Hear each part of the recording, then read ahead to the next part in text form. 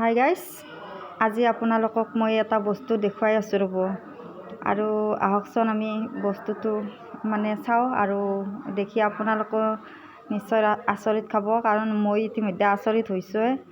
গতিকে গৰম বন্ধ বুলি মই মাহঁতৰ ঘৰত আহিছিলোঁ আৰু আজি আমি ঘৰলৈ অহা দুদিনে হ'ল। চাওঁ কি বস্তু, যিহেতু এইবাৰ পথাৰত পানী চানী নাইয়ে, গতিকে অলপমান পানীত আছিল। তাত আমাৰ দেউতাহঁতে মাছ ধৰিছিল।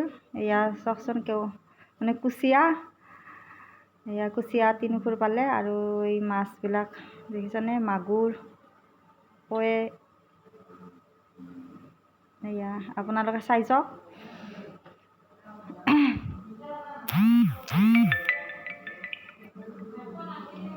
আৰু এয়া মাছবিলাক বেলেগ বেলেগ কৰি থ'ব, কাৰণ বহুত গৰম পৰিছে না, সেইকাৰণে একেলগেতো থ'ব নোৱাৰে গোটেই মাছখিনি, আৰু একেদিনাইতো শেষো কৰিব নোৱাৰি, যিহেতু আৰু শাওণৰ মাহ পৰিছে। গতিকে মাছ খোৱা মানুহ অলপ কম হ'ব। যদিহে আপোনালোকক কোনোবাক লাগে আমাৰ ইয়ালৈ আহিব পাৰে। আৰু আজিলৈ এইখিনিয়ে।